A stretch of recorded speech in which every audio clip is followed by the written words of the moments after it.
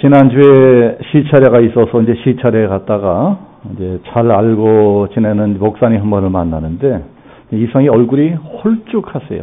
얼굴이 쭉 빠졌어요.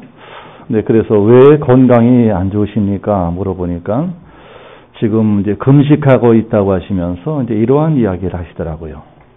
이제 그 목사님 교회에 이제 41살 된 이제 집사님이 한 분 계시는데, 조그만 공장에서 엔지니어로 일하고 있는 아주 성실한 이제 집사님이라고 합니다. 41살이면 젊은 분 아니에요? 근데 어느 날 갑자기 막 복통이 막 밤에 시작이 되더래요. 뭐 가끔씩 이제 소화가 잘 안 되고 그래서 이제 소화제 사 먹고 그런 적은 있었지만, 이제 평소에 건강에는 별 문제가 없었기 때문에 아니 뭐 이러다가 괜찮아지겠지 했었는데, 시간이 가면 갈수록 복통이 점점 더 심해지는 것입니다. 나중에 아예 배를 막 움켜쥐고 대걸대걸 구를 정도가 되었다 그래요. 부인 집사님이 깜짝 놀라서 119에 전화해서 이제 구급차를 불렀습니다. 그리고 이제 급하게 종합병원 응급실에 입원을 시켰는데, 이제 그때까지만 해도 뭐 젊은 사람이니까 뭐 별것 아니겠지, 주사 한 방 맞으면 낫겠지 생각했다고 합니다. 그러나 검사 결과는 위암 말기였습니다. 이미 암이 간으로 뭐 장으로 폐로 전신에 다 퍼진 상태라서 더 이상 손을 쓸 길이 없고, 이대로 가면 한 2달 정도밖에는 못 산다고 하는 충격적인 진단이 나왔습니다. 부인 집사님이 그 말을 듣고 쓰러져 버렸어요. 기절을 했어요. 그 집사님네는 올해 초등학교에 들어간 아들하고 이제 3살 된 딸이 있다고 합니다. 아이들도 다 착하고 부인 집사님도 참 얌전하고 여성스럽고, 또 교회 생활도 부부가 다 열심히 하고 정말 아무 문제 없이 성실하게 살던 가정이었는데, 그런 착한 사람들 가정에 엄청난 비극이 일어난 것입니다. 자, 목사들이 이럴 때 정말 힘들어요. 목사님이 하도 마음이 괴로워서 하나님 제발 기적을 일으켜 주옵소서, 제발 이 저번의 병을 고쳐 주옵소서, 저 41살 된 이 젊은 사람이 집 데려가시면 저 집이 어떻게 되겠습니까? 저 어린 것들은 어떻게 되겠습니까? 새벽마다 밤마다 계속 기도하고 또 기도하는데도 그 집사님의 상태는 계속 나빠지고 더 나빠져서 이제는 혼수 상태, 의식이 없는 상태라고 합니다. 병원에서는 그만 장례를 준비하시라고. 그래서 그 목사님이 마지막으로 내가 금식 기도라도 해보자 하고 그 집사님 위해서 금식 기도하고 있는 중이라고 합니다. 우리가 흔히 쓰는 말 중에 인생은 고해다, 이런 말이 있습니다. 고해, 즉 고통의 바다라는 것입니다. 바다에는 철석철석하고 끊임없이 파도가 몰려옵니다. 근데 그런 것처럼 우리 인생에도 끊임없이 파도가 몰려오는데 그 파도 하나가 다 고통이다. 그 파도 하나 다 고통이라는 것입니다. 이제 바다에 가보면은 파도도 여러 종류잖아요. 뭐 찰싹찰싹하는 작은 파도도 있고, 해일이나 쓰나미처럼 뭐 어마어마한 칩치만한 파도도 있습니다.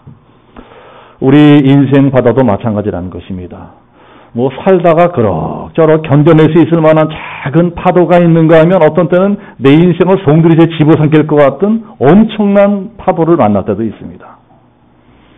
그 젊은 집사님 가정에 밀어닥친 파도는 그야말로 인생을 송두리째 막 집어삼키는 이 허리케인 같은 파도입니다. 아마 지금 이 자리에도 뭐 이런저런 인생 파도를 만나서 고통당하는 분들이 계실 것입니다. 요새는 경제가 워낙 어렵다 보니 경제적으로 고통당하는 분들이 아마 제일 많으실 거예요. 그 다음에 뭐 이 병으로 고통받는 분도 계시고, 그 밖에도 여러 가지 뭐 정신적인 문제 또는 가정적인 문제, 남편 문제, 아내 문제, 자녀 문제, 사업 문제, 직장 문제 등등등등 남모르게 고통당하는 분들이 아마도 많으실 것입니다. 물론 목사인 저에게도 힘든 일들이 있어요. 우리가 이제 이러한 고통을 당하게 되면 어떻게 합니까? 우리가 이런 고통을 당하게 되면 보통은 밤에 잠이 잘 안 오잖아요. 우리 이시원 집사님도 뭐 밤에 잠이 잘 안 온다고 어디 하루도 뭐 한 잔도 돌아가셨는데, 문제가 생기면 보통은 잠이 안 옵니다. 근심 걱정이 많으면 이상하게 잠이 안 오는 거예요. 아이고 자야지 하면서도 잠이 안 와서 밤을 홀딱홀딱 새게 됩니다. 밤에 잠을 못 자니 얼마나 힘들겠습니까? 이제 그게 심해지면 불면증이 됩니다. 불면증도 이 병입니다. 불면증 걸린 분들 이야기를 들어보면 세상에 사람이 밤에 잠을 못 자는 것만큼 힘들고 고통스러운 일도 없다고 합니다. 그런데 이제 우리만 잠을 자지 못하는 것이 아니라 오늘 성경 보니까 예수님도 그럴 때가 있었다는 것입니다. 오늘 말씀 보면 예수님도 잠 못 이루시는 불면의 밤을 보내고 계십니다. 자, 오늘 우리가 읽은 성경은 이 사순절이라든가 고난주간 같은 때는 제가 꼭 잊지 않고 묵상하는 말씀입니다. 이 말씀을 꼭 묵상을 합니다. 뭐 이미 다 잘 알고 있는 말씀이지만 이 성경을 보면 볼수록 마음에 또 새로운 감동이 하고 이 새로운 깨달음을 얻게 됩니다. 자, 오늘 말씀이 어떤 말씀입니까? 겟세마네 동산에서 일어난 일이에요. 예수님이 겟세마네 동산에서 밤에 잠을 못 이루시고 막 번민을 하고 계십니다. 왜 번민하시느냐? 이제 곧 십자가를 지셔야 되는데 십자가에 못 박혀 죽는 게 보통 일이에요. 그래서 마음에 큰 고통을 받으면서 잠을 이루지 못하고 계십니다. 이게 34절입니다. 내 마음이 심히 고민하여 죽게 되었으니 예수님도 이렇게 고민하실 때가 있었다는 것입니다. 물론 걱정거리가 있으면 저도 걱정하고 우리 성도님들도 고민을 하십니다. 그러나 예수님까지 고민하시는 것을 보면은 사실 고민하는 것 자체는 죄가 아닙니다. 근데 오히려 잘 생각해 보면은 고민하는 것만큼 인간적인 모습도 없어요. 우리가 인간이니까, 우리가 사람이니까 고민도 할 줄 아는 것입니다. 어디 개나 강아지, 이 고양이가 고민하는 거 봤습니까? 아무리 영리해도 이 동물들은 고민하지 않습니다. 고민이라는 걸 몰라요. 고민은 오직 우리 인간들만이 할 수 있습니다. 자, 그러니까 성경 전체를 통틀어서 오늘 말씀만큼 예수님의 인간적인 약한 모습이 잘 드러나 있는 말씀도 없어요. 어디 다른 성경에 그런 것이 없습니다. 이렇게 예수님이 고민을 하시는데 그러면 예수님이 왜 고민을 하시나요? 예수님은 물론 신성과 인성을 동시에 지니신 신비한 존재입니다. 영으로는 하나님의 아들이시지만 육신으로는 사람의 아들 곧 인자로 이 세상에 오셨습니다. 그래서 육신을 가진 인자 예수님은 십자가 죽음을 앞두고 우리와 똑같이 막 스트레스 받고 이 마음의 고통을 받고 이러고 계시는 것입니다. 어떻게 예수님이 그럴 수가 있느냐 하고 이제 잘 이해가 안 되는 분도 계시겠지만 사실은 이게 바로 우리가 예수를 믿어야 되는 이유고 이게 바로 예수 믿는 우리의 소망이 된다는 것입니다. 예수님이 이렇게 우리하고 똑같이 고민도 하시고 고통도 받으신 분이기 때문에 우리들의 고통을 더 잘 이해해 주시고 또 우리들을 불쌍히 여기시고 더 잘 도와주실 수 있다는 것입니다. 그리고 예수님도 이러한 고통을 받으셨는데 우리가 어떻게 인생의 고통을 피해갈 수가 있겠습니까? 구약 성경 욥기에 유명한 말씀이 있지 않습니까? 인생은 고난을 위하여 났나니 불티가 하늘로 나는 것 같으니라. 막 불을 피우면 불티가 하늘로 날아가지 땅으로 꺼집니까? 불티가 막 하늘로 날아가지 당연한 것처럼 우리 인생의 고난인 것은 너무나 당연한 일이다. 이상한 일이 아니다. 그렇다면 우리들은 고난이 올 적에 왜 나한테 이러한 고난이 오느냐? 무조건 원망하고 불평하고 도망가고 이럴 것이 아니라 어떻게 하면 이 고난을 이길 수가 있겠느냐? 어떻게 하지 고난을 극복할 수가 있느냐? 자, 이것도 배울 필요가 있다는 것입니다. 성경은 거짓말하는 책이 아니에요. 성경은 우리가 예수 믿으면 뭐 고난이 전혀 없는 뭐 행복하고 형통한 인생을 살게 해주겠다. 이렇게 거짓말한 적이 없습니다. 성경엔 그런 말씀은 없어요.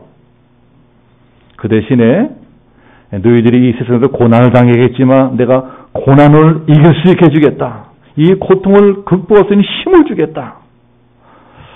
또 너희가 그러한 고난에 지지 않고 그 고통을 이기고 극복한다면 앞으로는 지금까지보다 훨씬 더 가치 있고 보람 있는 인생을 살게 해주겠다. 이렇게 약속하셨어요. 네, 그러니까 우리가 인생 살다 고통을 당할 적에 이 고통을 이길 수 있는, 이 고통을 극복하는 비결을 배우는 것, 그것도 우리가 인생을 지혜롭게 살고 인생을 잘 사는 비결이 되는 것입니다. 만약에 우리가 어떤 그런 고난이라든가 고통을 이겨내지 못하고 패한다면 우리 인생은 비참해지는 거예요. 네, 그렇다면 예수님은 십자가라고 하는 그 어마어마한 고난, 그 엄청난 고통을 눈앞에 두고 어떤 방법으로 이제 그러한 고통을 극복하려 하셨느냐? 예수님이 그 고통을 한번 이겨보려고 하신 방법을 배워보는 것도 네, 우리들에게 유익할 것입니다. 유익할 것이에요. 자, 과연 예수님은 이 고난이 찾아올 적에, 고통받을 적에 어떻게 하셨나? 오늘 성경에서 배울 수 있는 첫 번째는 어떻게 하셨나요? 예수님께서 가까운 사람들을 부르세요. 가까운 사람들을 찾으셨어요. 이 마음이 고통스럽고 괴로울 적에 혼자 있으려고 하지 않고 같이 있으면서 같이 기도해줄 수 있는 가까운 사람들, 아주 친한 사람들을 부르시고 찾으셨습니다. 제자들을 부르시는 거예요. 33절 보면 베드로와 야고보와 요한을 데리고 가실세. 이 베드로와 야고보와 요한은 12제자가 더 예수님과 가까운 제자들이었어요. 이게 고통을 극복해낼 수 있는 첫 번째 비결이 된다는 것입니다. 예수님도 정말 마음이 괴로우니까 힘드니까 가까운 사람들, 가까운 친구들을 찾으세요. 사실 베드로와 야고보와 요한은 비슷한 나이입니다. 또 예수님과도 비슷한 나이예요. 제자이기도 하지만 또 한편으로는 가족 같은 사이, 아주 친구 같은 사이입니다. 그런 세 사람 불러서 그 세 사람, 그 가까운 사람과 같이 있으려고 하십니다. 자, 우리 인생에도 이제 가족이 얼마나 소중한 것이고 뭐 친구들, 가까운 사람들이 얼마나 소중한가 하는 것은 평상시에는 잘 모릅니다. 그러나 내 힘으로는 도저히 감당해서는 어마어마한 인생의 위기를 만나게 되면 그때는 분명히 깨닫게 됩니다.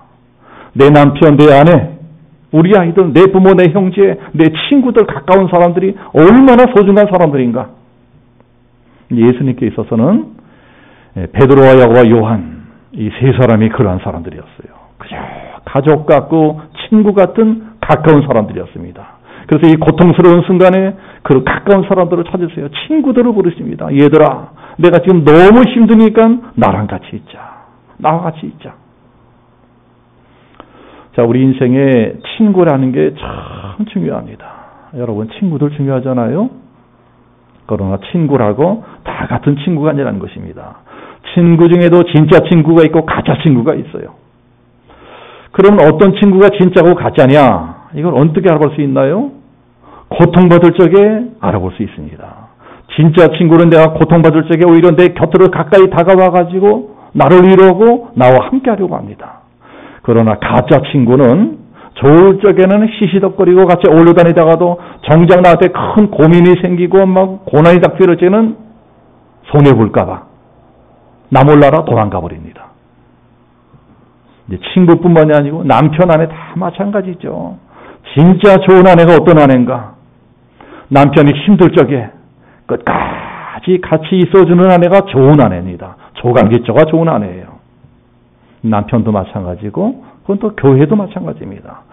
교회에서 진짜 좋은 성도는 교회가 어려울 적에 끝까지 남아서 교회를 지킬 줄 아는 성도. 자, 그러한 성도가 진짜 좋은 성도입니다.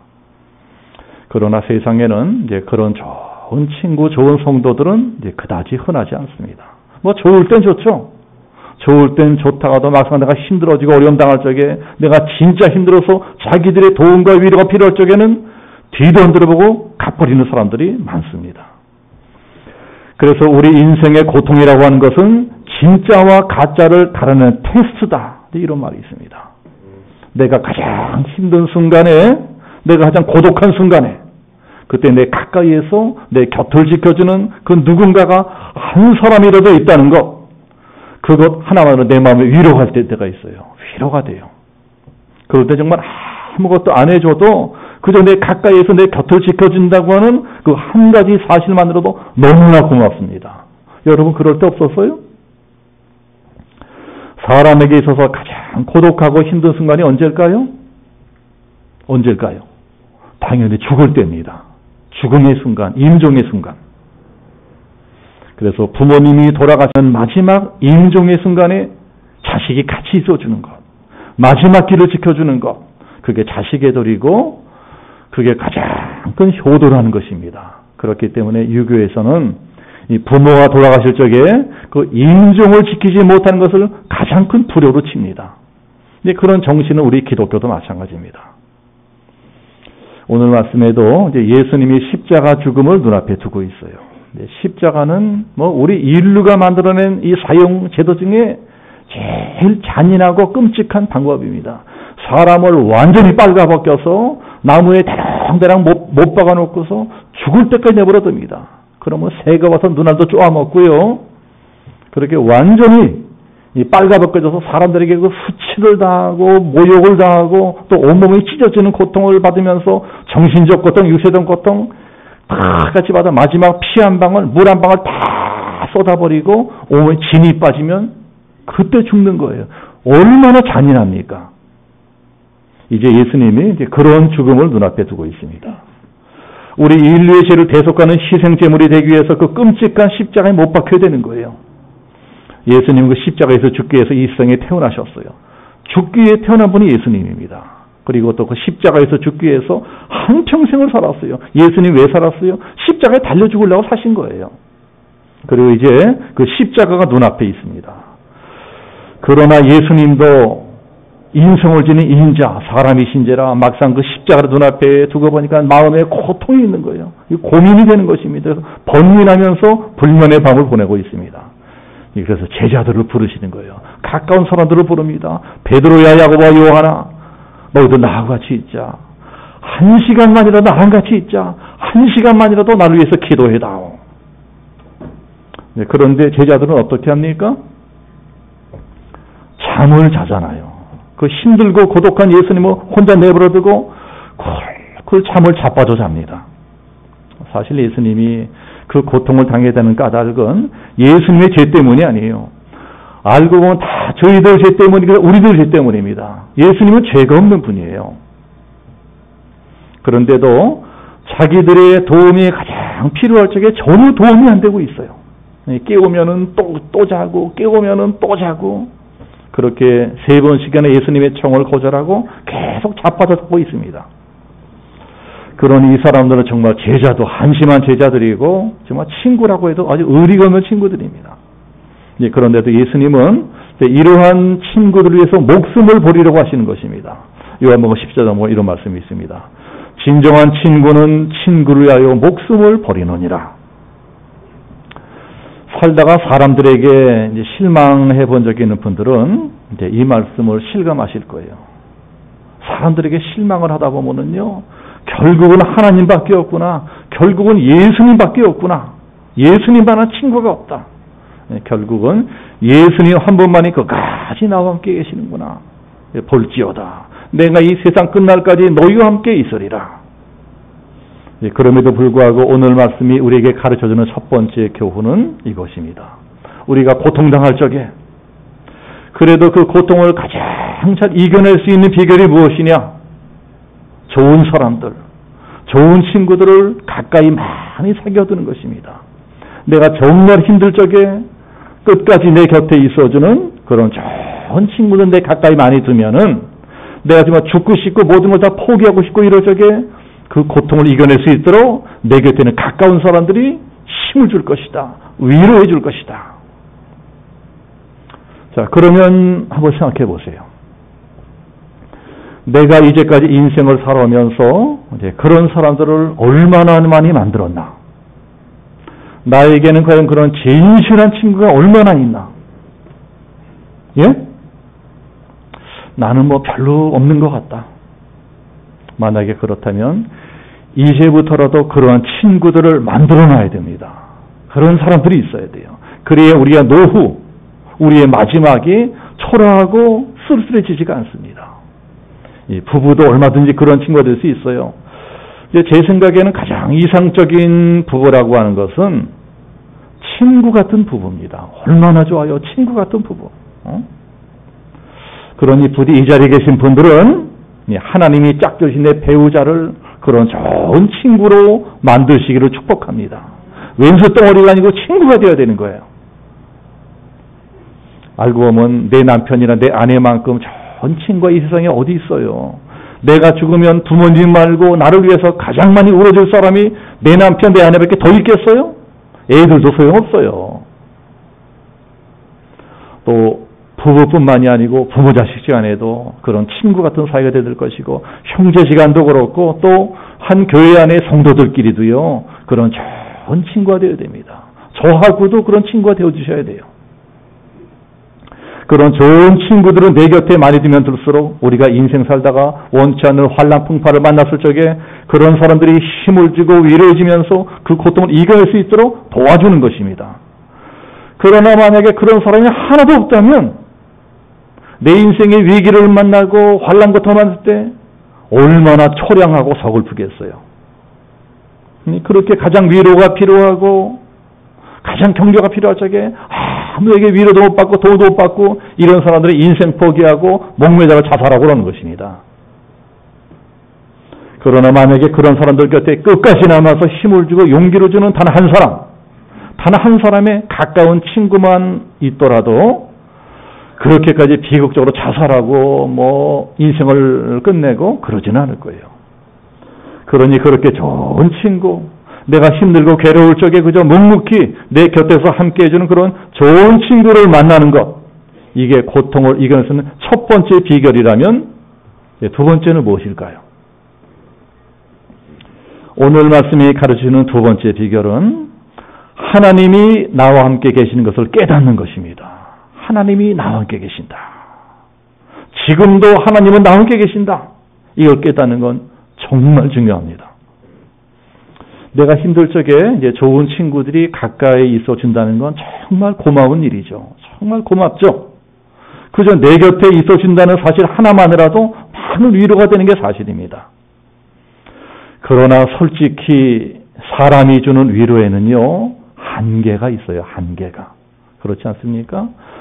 사람이 사람을 위로한다는 것은 참 귀한 일이고 어느 정도 힘도 되고 도움도 되는 게 사실이지만 거기엔 분명히 어떤 한계가 있다는 사실도 우리가 알아야 될 것입니다. 예수님도 그 고통스러운 순간에 가까운 사람들의 위로를 구했지만 이 소용이 없었어요.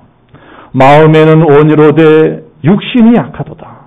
밤이 점점 깊어가니까 제자들이 잠이 들이 쏟아지는 것입니다. 이 눈꺼풀이 천근만근이에요.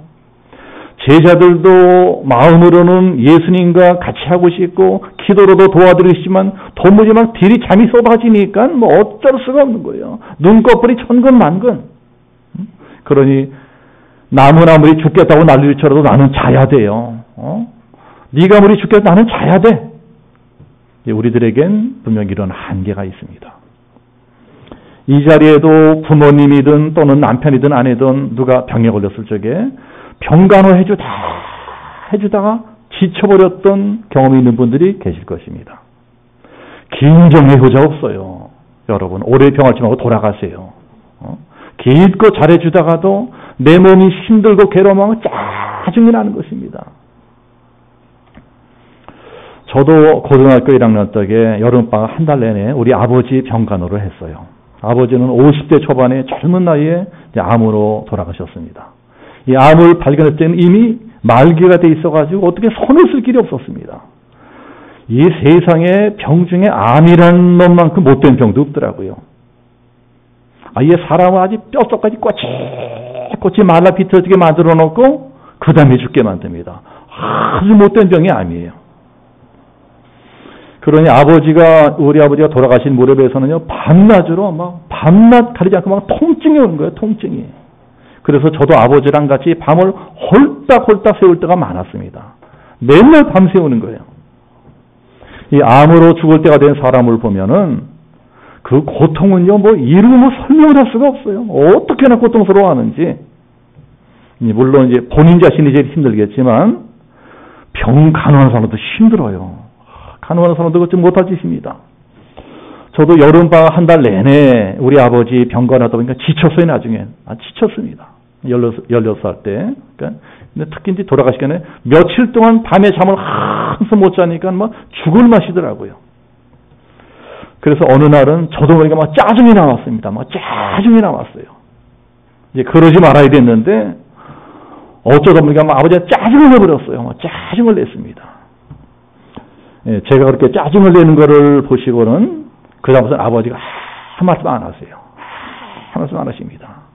아무 말씀도 안 하시고 눈 감고 가만히 계시다가 다음날 돌아가셨어요. 아버지가 돌아가시니까 그게 45년 전에 45년 전. 근데 그게 너무나 지금도 후회가 됩니다. 지금도 그때 생각 가슴 비워져요. 그렇게 여름밤 내내 병간호 자라다가 그 마지막 순간에 그 짜증을 냈을까? 그 짜증을 냈을까? 근데 그런 분들이 저만고도 상당히 많더라고요.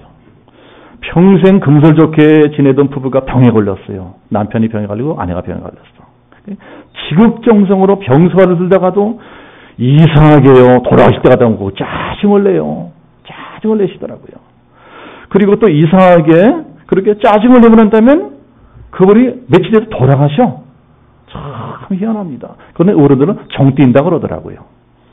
그래서 그게 천추의 한이 되는 것입니다. 내가 참는 김에 한 번만 더 참을 걸. 이왕 참는 김에 한 번만 더 참을 걸. 지금 이 자리에도 그런 경우인들이 계실 거예요. 이게 어쩔 수 없는 우리 인간들의 한계입니다. 제자들도 마찬가지예요. 마음에는 원이로되 육신이 약하도다. 네, 이때 예수님이 어떻게 하십니까? 35절 보면 조금 나아가서 땅에 엎드려 바로 하나님께 나아가서 무릎을 꿇고 기도를 합니다. 내가 이렇게 힘들고 죽겠는데 너희들이 어떻게 나한테 이럴 수가 있느냐? 원망하거나 불평하거나 섭섭해하지 않으세요. 그런 대신에 그저 조용히 자리를 떠나서 하나님 앞에 나가서 무릎을 꿇고 기도를 드립니다. 어떻게 기도하시나요? 30절 보면 아빠, 아버지요. 하나님은 아빠라고 그래요. 아빠라고. 이게 무슨 기도입니까? 예수님 마치 어린아이처럼 아버지이신 하나님을 부르고 있는 거. 아빠, 아빠 하고 있는 거예요. 아버지이신 하나님 앞에 자기의 고통과 절망과 아픔과 외로움 다 내놓고 막 통곡하고 기도하고 있습니다. 우리도 인생 살다가 정말 힘들고 괴로울 적에 정말 외롭고 고독할 적에는 깊이 기도하면 이런 기도가 나옵니다. 하나님, 나 어떻게 합니까? 나 어떻게 합니까? 그냥 눈물이 폭포처럼 쏟아집니다. 기도가 깊어지면요, 이런 어린애 같은 기도가 되는 거예요. 어린애 같은 기도. 어린아이가 엄마 아빠한테 막 울고 막 이러는 게 뭐가 이상해요? 그건 너무나 자연스러운 거 아니에요. 부부 사이도 정말 친한 부부 사이라면 이러는 건 너무나 자연스러운 일입니다. 너무나 자연스러운 일이에요. 어려움 당한 남편이 아내 앞에서 엉엉 통곡하고 울 수 있어야 돼요. 남자도 울고 싶으면 울어야 됩니다. 그렇지 않으면 암 걸려 죽어요. 언제라도 내 남편이 마음 넣고 내 앞에서 펑펑 울 수 있게 만드는 그런 아내. 그런 아내가 진짜 좋은 아내고 그런 친구가 진짜 좋은 친구입니다. 예수님이 지금 그렇게 하시는 거예요. 그 고통 가운데서 오직 하나님 한 분께만 집중해서 기도하고 있습니다. 깊이 기도를 합니다. 이렇게 기도가 깊어지면 어떻게 되느냐? 하나님이요, 우리들에게도 진짜 친부모님 같아요. 친부모. 좋은 부모가 어떤 부모입니까? 애들이 무슨 말을 다 들어주는 부모가 좋은 부모예요. 근데 우리들은 그러지 못하잖아요. 기도를 깊이 하다 보면 꼭 하나님이 좋은 부모님처럼 느껴집니다. 내가 무슨 기도를 다 들어주세요. 온 세상이 나를 다 버려도 오직 부모님만은 나를 버리지 않습니다. 끝까지 나 함께 하시는 거예요. 요한복음 15장에 보면 예수님이 이런 말씀을 하십니다. 보라, 너희가 다 각각 제 곳으로 흩어지고 나를 혼자 둘 때가 오나니. 바로 이때 아니에요? 그러나 내가 혼자 있는 것이 아니라 아버지께서 나와 함께 하시느니라. 여러분, 아무리 나하고 친해도요, 아무리 나하고 친해도 사람들이 절대로 따라오지 못하는 길이 있어요. 아무리 부모 자식 지간이라도, 아무리 한평생 사랑하며 같이 늙은 부부라 해도 끝까지 같이 갈 수 있는 길이 있습니다. 그게 뭡니까? 죽음의 길이에요. 죽음의 길. 아무리 사랑해도 죽음의 길만은 따로 가야 됩니다. 각자 가야 되고 하나씩 가야 돼요. 내 남편도 내 아내도 우리 아이들도 같이 갈 수가 없어요. 오직 나 혼자가 되는 것이 이 죽음의 길입니다. 그래서 죽음의 길이 무섭고 고독한 길이 되는 거예요. 그러나 그때도 함께 하시는 분이 계십니다. 그분이 누구신가요? 하나님이세요. 아무리 고독한 죽음의 길도 아버지 하나님이 나와 함께 하시면 두렵지 않다. 그러면 얼마든지 죽음의 공포를 이길 수가 있습니다. 예수님이 그 죽음과도 같은 고통을 어떻게 이겨내셨나요? 아버지 하나님이 나와 함께 하시면 믿었어요. 오직 그 믿음 하나로 그 무서운 고통을 이겨내셨습니다. 우리들도 고통받을 적에 정말 죽고 싶을 때 있잖아요. 모든 걸 다 포기해버리고 싶고, 그때도 이 사실 하나만은 기억해야 됩니다. 지금도 하나님은 나와 함께 계신다. 지금도 하나님은 나와 함께 계신다. 정말 이 사실만 확실히 믿어진다면 나를 향해 몰려오는 고통의 파도가 얼마나 대단한 것이라도 다 극복할 수 있어요. 자, 이것을 믿으시기를 축복합니다. 자, 마지막으로 예수님께 배울 수 있는 세 번째 비결은, 자, 세 번째가 무엇일까요? 하나님의 뜻을 깨달아야 된다는 것입니다. 과연 나한테 이러한 고통을 주시는 하나님의 뜻은 무엇이냐? 이런 하나님의 뜻을 깨닫는 건 너무나 중요합니다. 자, 생각해 보세요. 자, 우리가 이 고통을 당할 적에 정말 힘든 게 뭐죠? 우리가 고통받아 힘든 것. 내가 이렇게 힘들어 죽겠는데 내가 도대체 왜 이러한 고통을 당해야 되는지 그 까닭을 알지를 못하겠어. 왜 내가 이런 고통을 당해야 돼? 그럴 때 정말 힘들잖아요. 내가 왜 이 고생을 해야 되나? 내가 뭘 잘못해 이 고생을 해야 되나? 내가 왜 이 고통을 받아야 되나? 그러나 똑같은 고통이라도, 그래서 아무리 죽겠어도 이 고통은 견딜 만한 가치가 있다. 아무리 힘들고 괴로워도 이 고통은 충분히 견딜 만한 의미가 있다. 이게 깨달아지면 힘이 나는 것입니다. 얼마든지 이길 수가 있어요. 남편이 먼저 일찍 세상을 떠나고 이제 아이들을 혼자 기르는 부인들이 계시잖아요. 우리 교회도 계셨고 지금도 계십니다. 그런 분들 중에 여자가 뭘 하겠어요? 파출부하고 식당에서 일하고 청소부하고 이고 행상하러 다니고 정말 죽을 것을 다 하며 사십니다. 우리 교회도 계시잖아요. 아무리 그래도 내가 이 고생호상에 다 우리 아이들 키우기 위해서다. 내 새끼를 위해서라면 내가 뭐 힘들 못하랴. 그러면서 그 어려운 일을 다 헤쳐나가고 다 극복해 나갑니다. 아무리 고통스러워도 그 고생하는 게 어떤 의미가 있고 어떤 보람이 있고 긍지가 있다면 그 고생은요 더 이상 고생이 아니에요. 그건 죽음도 마찬가지입니다. 죽음이라고 다 똑같은 죽음이 아닙니다. 어떤 죽음은요 그야말로 개죽음 같은 죽음도 있어요. 이제 내가 어째서 죽기는 죽어야 되는데 이건 그냥 아무 의미도 없는 개죽음 같다. 개죽음. 이렇게 내가 죽게 되는데 이 죽음이 도대체 나한테 뭔 의미가 있느냐? 그러면요 정말 인생 비극입니다. 완전히 헛산 거예요. 그러나 똑같은 죽음이라도 내 죽음에 대한 어떤 의미만 발견할 수 있다면 그 죽음의 고통이 훨씬 덜해질 수가 있습니다. 자, 오늘 말씀에서 예수님이 기도하시는 게 나오는데 예수님이 어떻게 기도하십니까? 우리 36절 같이 한번 합독해 봅시다. 36절 다 같이 시작. 이르시되 아빠 아버지여 아버지께는 모든 것이 가능하오니 이 잔을 내게서 옮기시옵소서. 그러나 나의 원대로 마시옵고 아버지의 원대로 하옵소서 하시고. 자, 이게 무슨 뜻인가요? 이 다른 성경에는 이 말씀이 아버지의 뜻대로 하옵소서 이렇게 번역되고 있어요. 내 뜻대로 마시고 아버지의 뜻대로 하옵소서. 저 십자가가 무슨 의미냐?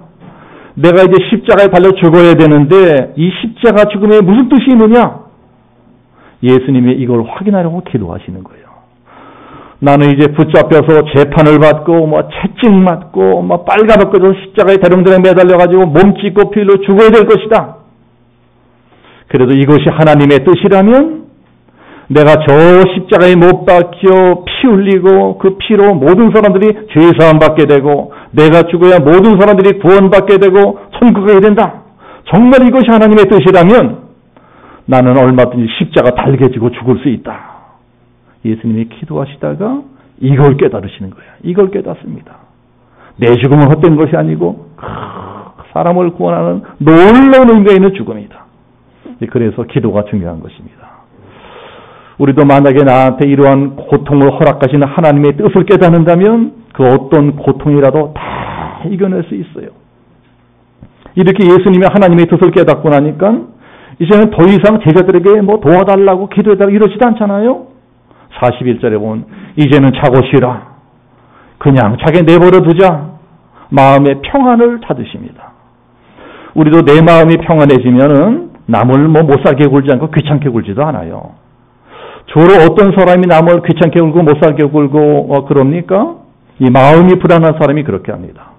이제 병원에 입원하는 환자들 중에서도 내가 죽으면 어떡하지? 죽을까봐 무서운 사람들이 자꾸 병간호하는 사람 들들볶고 보채고 괴롭게 합니다. 그러나 마음이 평안하고 담대한 사람은 그렇게까지 사람을 귀찮게 하거나 들들볶지 않아요. 예수님도 다시 마음의 평안을 회복하시니까는 이제는 때가 됐구나. 내가 죽을 때가 됐구나. 십자가를 지러 담대하게 나가십니다. 그리고 사망 권세에 계시고 부활하십니다.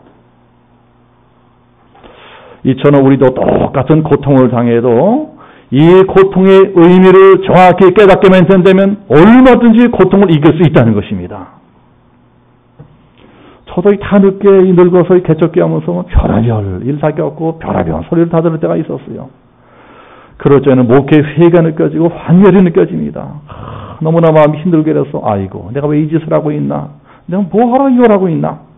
그때마다 사탄이 찾아와서 속삭입니다. 여러분 사탄이 속삭인다니까요. 야, 너 왜 이것을 하고 있니? 관둬라 관둬. 목표 관두면 얼마나 편해.